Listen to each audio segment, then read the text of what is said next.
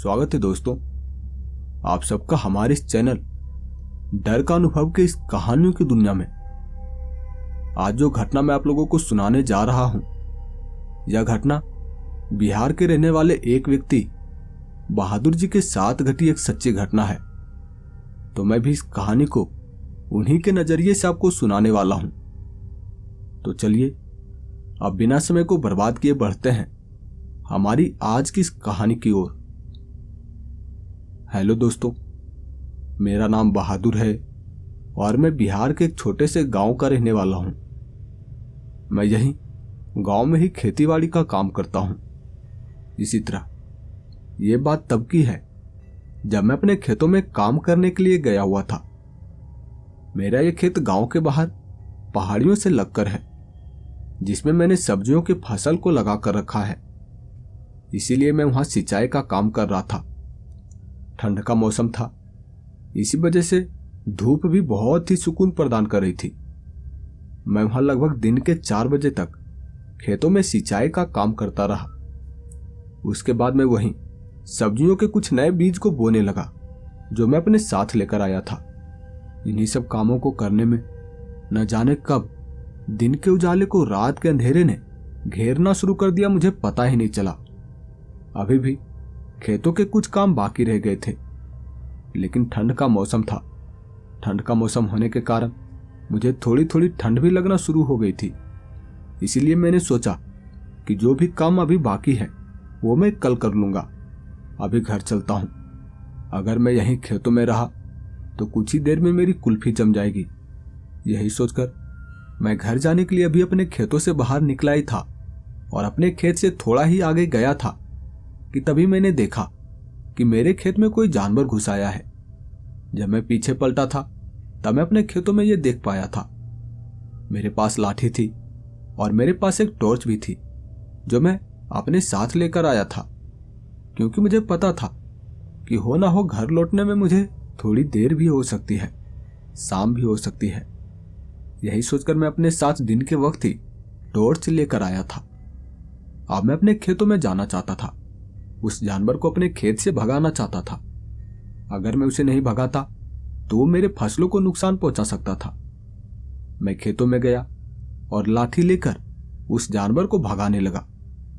वहां खेत में हिरन का बच्चा था, जो खेत में घुस आया था।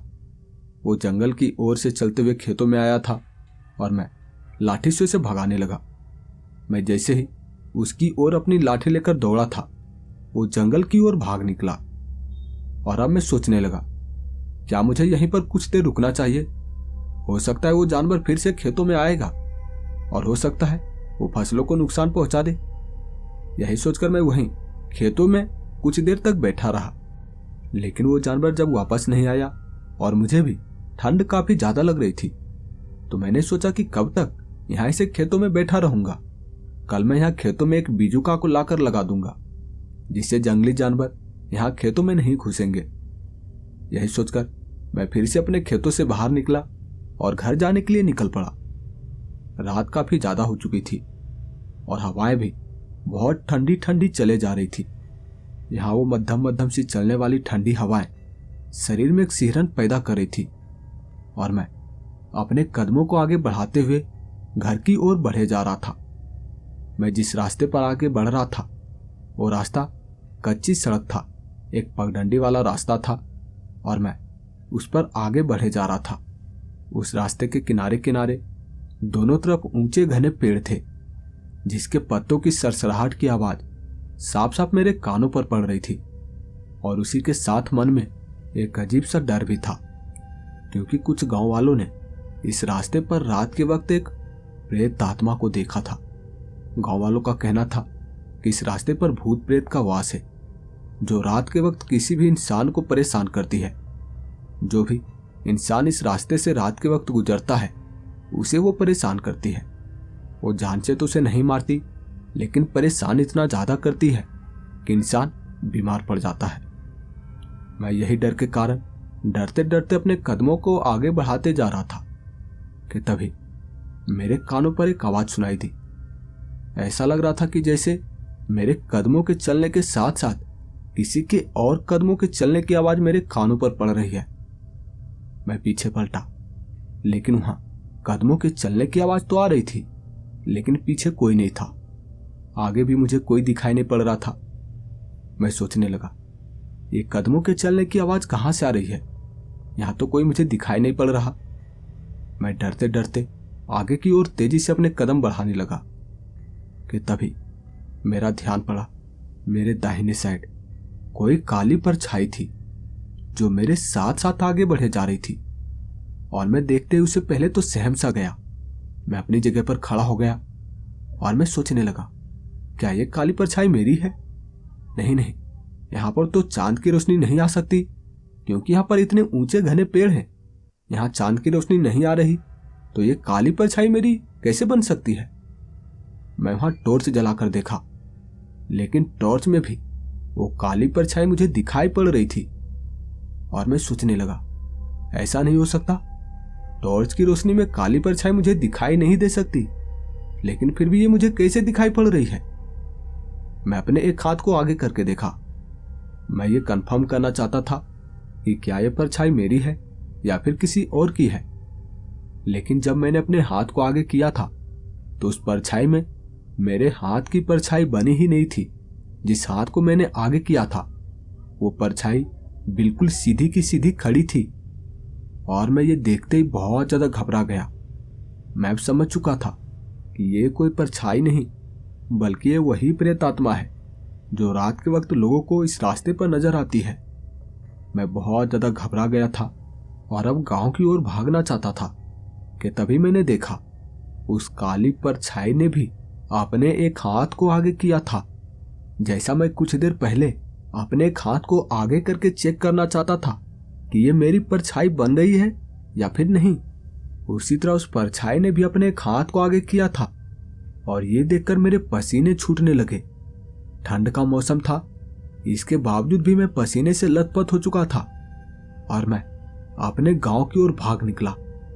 मैं काफी रफ्तार से गांव की ओर भागे जा रहा था और तभी जब मैं कुछ दूर आगे भागने के बाद अपने सर को घुमा के देखा, तो मैंने देखा मेरे साथ साथ एक औरत की सफेद सी दिखने वाली धुंधली परछाई मेरे साथ साथ भागे जा रही है। वो औरत की परछाई मेरे साथ साथ चल रही थी, जो हवा में उड़ रही थी, और वो मेरी ओर लगातार घूर रही थी। अपने सर को घुमाए मेरी ओर घूर रही थी और उसके बाल, जिसकी भी धुंधली सी परछाई बन रही थी, उसके बाल हवा में लहरा रहे थे। और ये देखकर मेरी धड़कन की रफ्तार काफी तेज हो गई।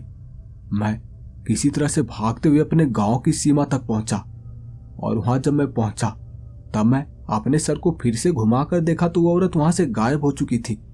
मैं भागते हुए अपने घर पहुंचा और वहां कई सारे लोग जो रास्ते के किनारे पर कुछ लकड़ियों को इकट्ठा करके उसमें आग जलाकर बैठे हुए थे, वो मुझे इसे भागते हुए आते देख कहने लगे, क्या हुआ, इतनी रात गई तुम ऐसे भागते हुए क्यों आ रहे हो?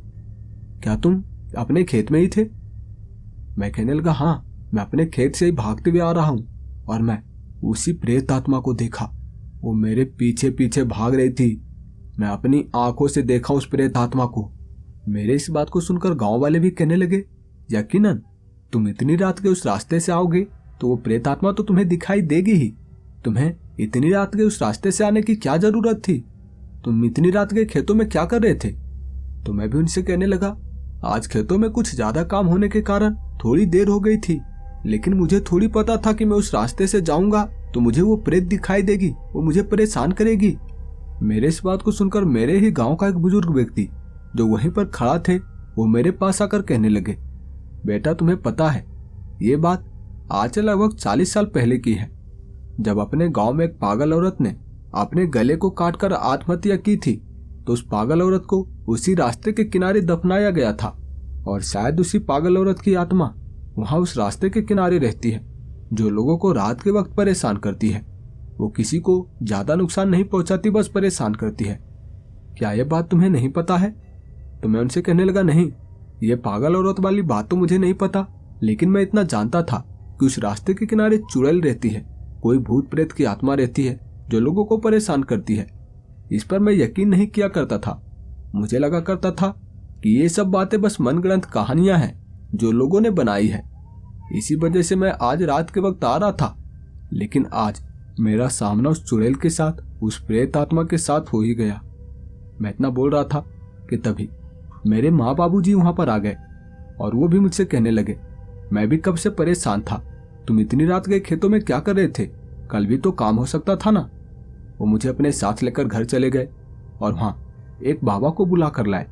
वो मुझे झाड़ फूंक किए और कहने लगे, डरने की कोई जरूरत नहीं है, उस आत्मा की साया इनके ऊपर नहीं चढ़ा है। हो सकता है डर के कारण इनकी तबीयत बिगड़ जाए, लेकिन भूत प्रेत का साया इनके ऊपर नहीं है। इतना बोलकर वो बाबा वहां से चले गए। लेकिन उसके अगले दिन मेरी तबीयत बहुत ज्यादा खराब हो चुकी थी, शायद डर के ही कारण, लेकिन मेरी तबीयत बहुत ज्यादा बिगड़ चुकी थी। मेरे पिताजी एक डॉक्टर को बुला कर लाए। वो मुझे कुछ दवाइयां दिए। उसके बावजूद भी मैं 2 दिनों तक बीमार रहा। 2 दिन के बाद मैं ठीक हो पाया था और उस दिन के बाद मैं कभी भी अपने खेतों में ज्यादा देर रात तक नहीं रुका। मैं हमेशा शाम होते होते ही अपने खेत से घर वापस आ गया, क्योंकि मुझे आज भी डर लगता है उस प्रेत आत्मा से। भले ही वो मुझे कुछ नुकसान नहीं पहुंचाई थी, लेकिन थी तो वो एक प्रेत आत्मा ही। हो सकता है उसका मूड कब बदल जाए और कब वो मुझे कुछ नुकसान पहुंचा दे। हो सकता है वो मेरे शरीर में समा जाए और मुझसे कुछ उल्टा सीधा काम करवाए, क्योंकि वो एक पागल औरत की आत्मा थी जो मुझसे पागलों वाली भी हरकत करवा सकती है। हो सकता है वो मेरे हाथ में चाकू पकड़वाकर खुद से मेरे ही गले को कटवा दे।